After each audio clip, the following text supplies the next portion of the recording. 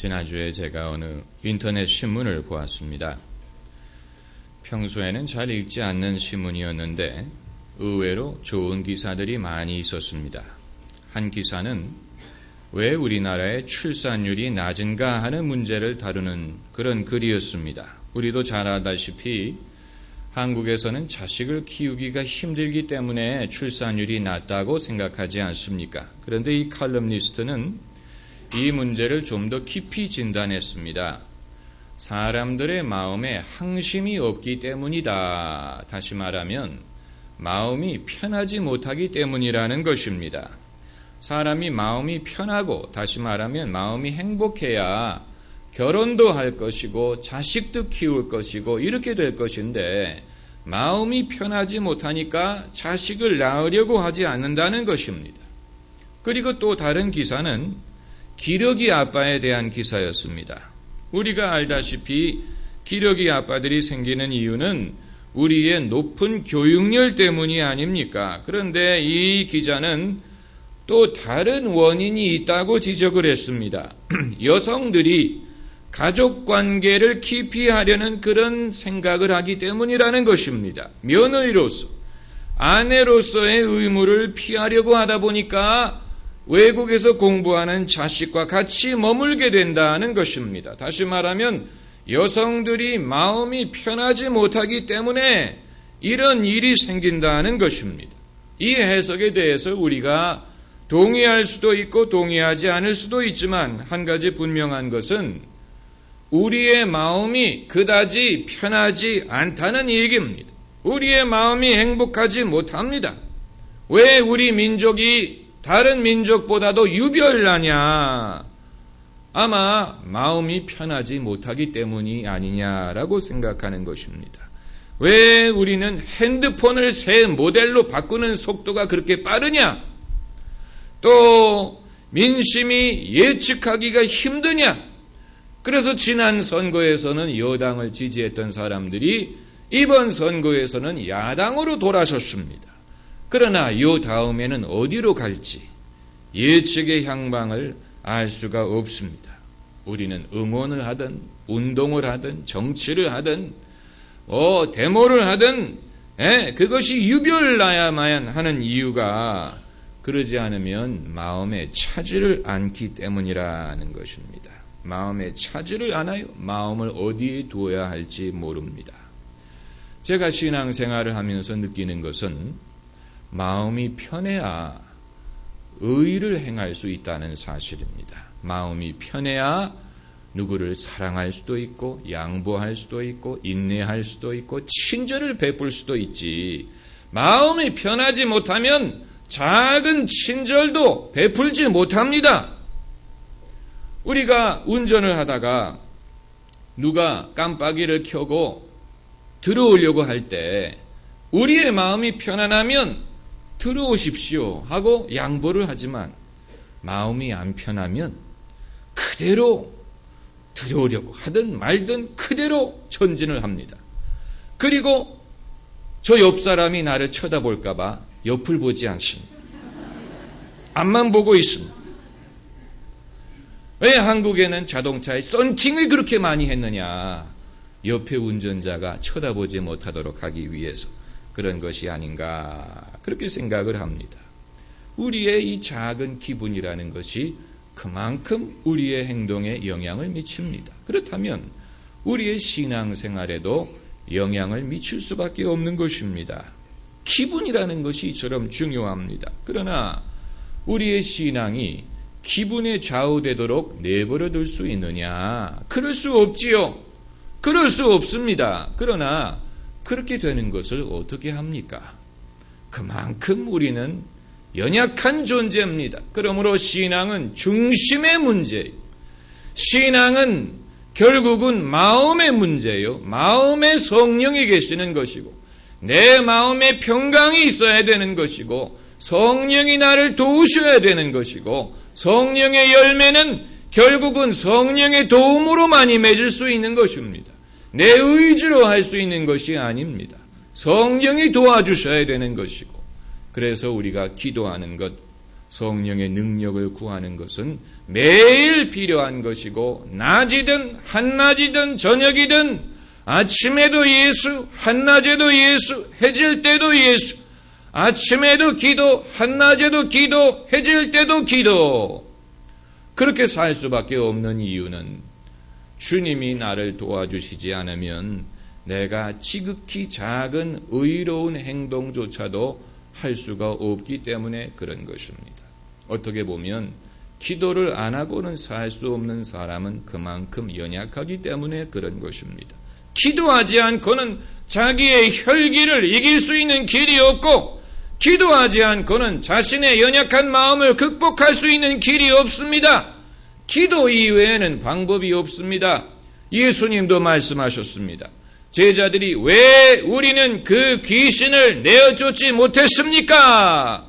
너희가 기도하지 않기 때문이다. 기도 이외에는 이 같은 이유가 나가는 일이 없느니라.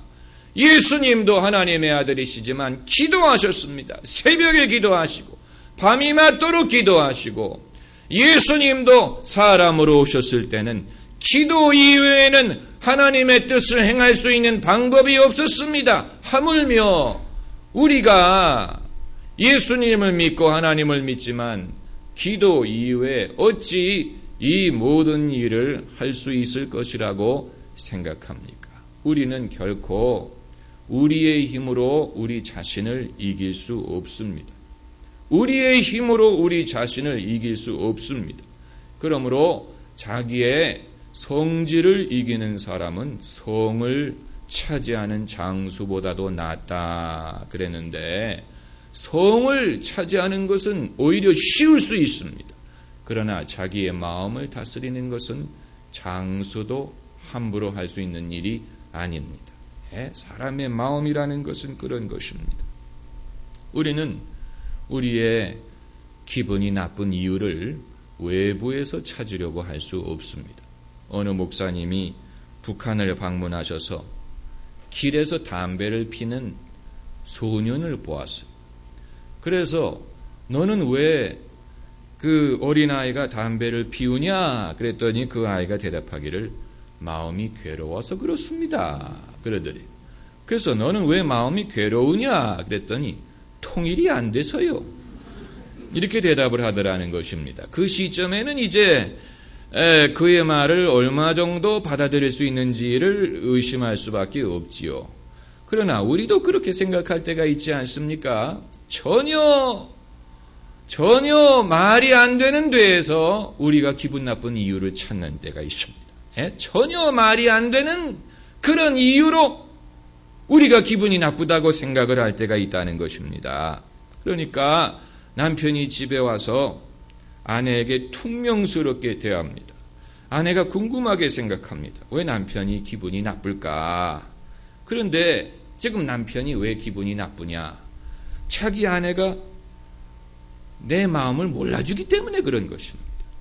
그런데 지금 남편이 전제하는 것은 아내에게 예언의 능력이 있다는 것입니다. 투시의 능력이 있어서 말을 하지 않아도 얼굴빛만 보고 남편의 마음에 어떤 일이 일어나는지를 알 것을 요구하는 거예요. 그래서 왜 내 아내가 내 마음, 내 이 마음을 몰라주냐? 당연히 모르지요. 말하지 않는데 어떻게 압니까? 그렇잖아요. 여러분, 남들이 내 마음을 읽으리라고 생각을 하면 안 됩니다. 결혼 기념일이 다가오면 그것을 미리 일주일 전에 얘기를 하세요. 여보, 다음 주 월요일이 우리 결혼 기념일이니까 알아서 하라고. 만약에 당신 잊어버리면 죽어. 이러면 남편이 알았어 그러면서 기억을 하지요. 그런데 그걸 말하지 않고 남편이 스스로 기억을 해줄 일이 이렇게 생각을 하고 있으면 하루가 지나고 이틀이 지나고 점점 마음에 분노가 쌓이기를 시작하는 것입니다. 남편이 말이지 내가 이런 남자를 믿고 여러분, 그건 전혀 불필요한 일입니다. 말을 하세요. 내가 원하는 것이 무엇이다. 이것을 말을 해야 됩니다. 여러분, 사람의 마음이 편하면 경제도 활성화될 수 있습니다. 경제는 심리, 사람들의 마음이 편하면 주머니를 여옵니다. 지갑을 꺼냅니다. 돈을 씁니다. 물건을 사고 소비를 합니다. 투자를 합니다. 사람의 마음이 즐거우면 다이어트를 하고 예쁜 옷을 사서 입고 화장을 하고 사람들 앞에 멋있게 보이려고 합니다. 사람의 마음이 불편하면 아침에 일어나기도 싫습니다. 사람의 마음이 즐거워야 됩니다. 그런데 이것은 정치적인 방법으로 풀 수 있는 것이 아닙니다. 정치인들이 우리의 마음을 즐겁게 해주지 못합니다. 결국은 이것은 심리적인 문제요. 신앙적인 문제입니다.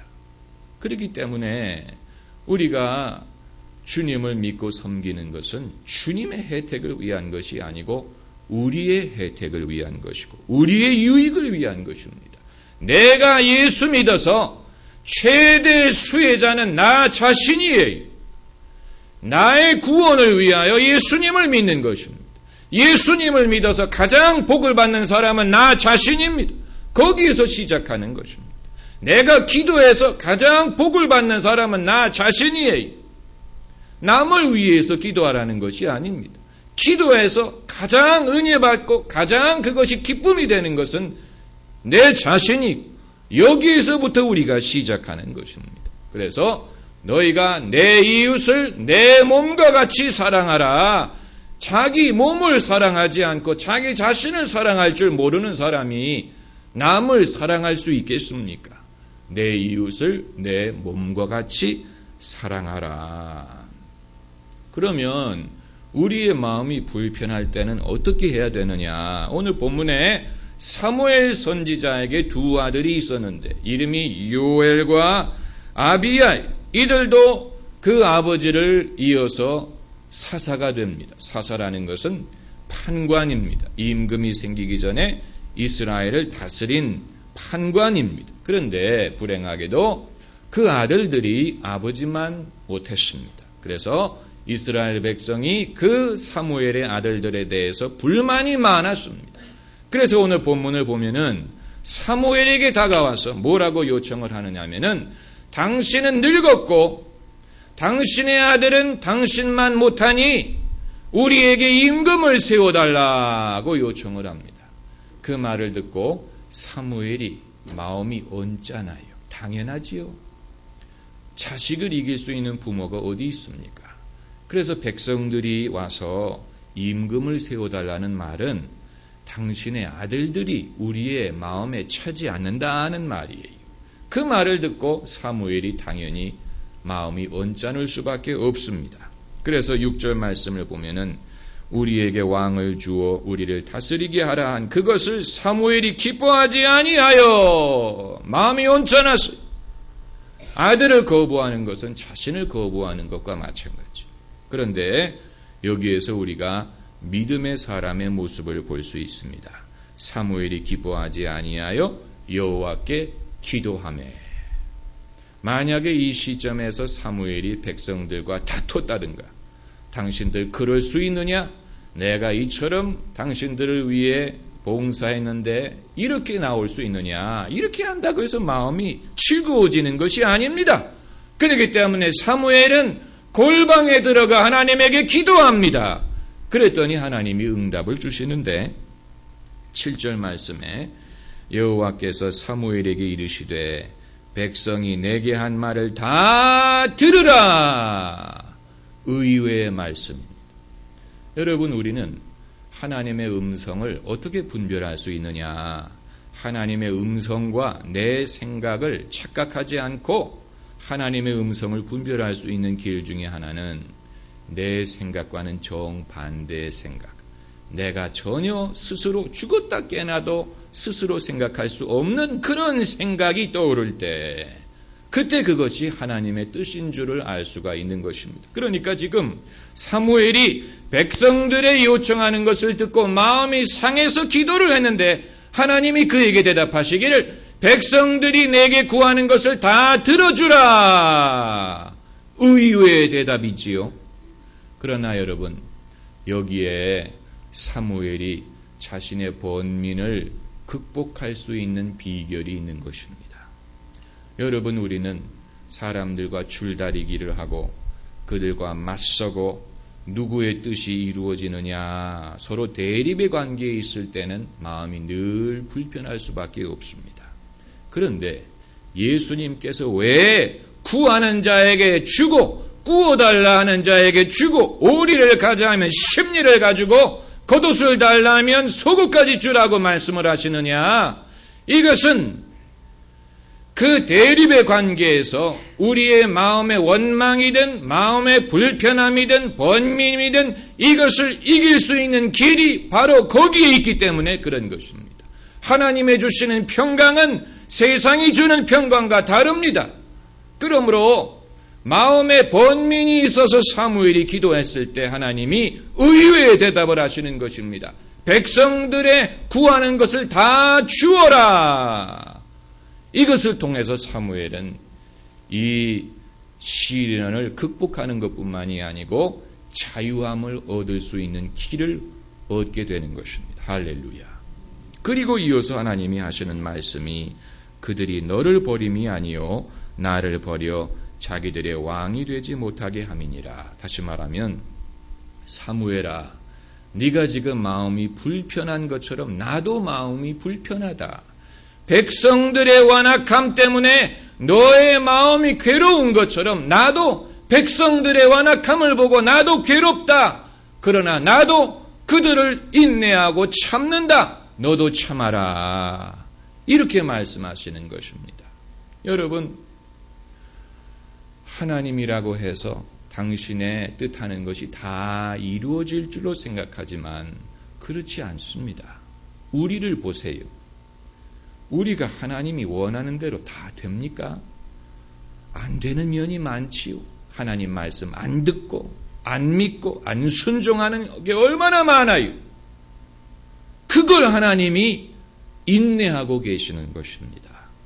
그렇기 때문에 사무엘에게도 똑같은 그 하나님의 마음을 보여주시는 것입니다. 내가 마음이 언짢은 것처럼 나도 언짢다. 네가 괴로운 것처럼 나도 괴롭다. 그런 백성을 내가 이제까지 참고 사랑하지 않았느냐. 너도 그렇게 하거라. 여기에서 사무엘이 자신의 그 괴로움으로부터 자유함을 얻을 수가 있는 것입니다. 여러분, 우리가 기도하지 않으면 결코 해결할 수 없는 문제가 세 가지가 있는데 첫째는 욕망의 문제입니다. 사람의 욕망은 사람의 욕망은 뭡니까? 이 파도처럼 밀려오기 때문에 기도하지 않으면 자신의 욕망을 절제할 수 있는 길이 없습니다. 사람의 욕망은 만족이라는 것을 모릅니다. 그렇기 때문에 더 갖고 싶고 더 뭐 하고 싶고 더 즐기고 싶고 이게 사람의 욕망입니다. 이것을 우리가 절제할 수 있는 길은 기도하는 것입니다. 그리고 또 하나는 실망의 문제입니다. 여러분, 하나님께서는 우리의 원하는 것을 다 이루리라고 보장해 주시지 않습니다. 우리의 원하는 것 중에 이루지 못하는 것들이 있습니다. 다윗도 이루지 못한 게 있었고요. 모세도 이루지 못한 게 있었고 엘리야도 이루지 못한 거 있었습니다. 바울도 이루지 못한 것이 있었습니다. 그러나 우리가 이루지 못하는 것이 있더라도 기도해야 됩니다. 기도해야 그 실망감을 극복하고 그래도 하나님의 은혜가 나에게 족하다. 하나님께서 모든 것을 합하여 선을 이루실 것이다 하는 것을 믿을 수가 있고 우리의 영혼이 강건할 수가 있는 것입니다. 할렐루야. 그리고 세 번째는 이 분노의 문제입니다. 기도하지 않고서는요, 사람의 마음에 이 분노라는 것을 이길 수 있는 방법이 없습니다. 어느 부부가 다퉜어요. 그래서 서로 마음이 언짢은 가운데에서 아내가 부엌에 들어갔는데 갑자기 이상하게 마음이 편안해지더래. 그래서 남편이 어디 있나 하고 거실로 가봤더니 남편이 TV를 보고 있던 남편이 온데간데 없어요. 그런데 남편이 침실에서 나오더래. 그래서 당신 침실에서 기도했지? 그랬더니 그러더니 당신이 침실에서 기도하니까 내 마음이 이상하게 편해지더라. 여러분, 기도 이외에는 사람이 하나님의 평강을 자기도 얻고 남에게도 누리게 할 수 있는 방법이 없습니다. 네. 기도할 수 있는데 왜 염려하십니까? 여러분, 이 세상에 장사는 없어요. 기도하는 방법밖에는 없습니다. 기도하라. 기도하자 우리 마음 아파요. 할렐루야. 기도하십시다.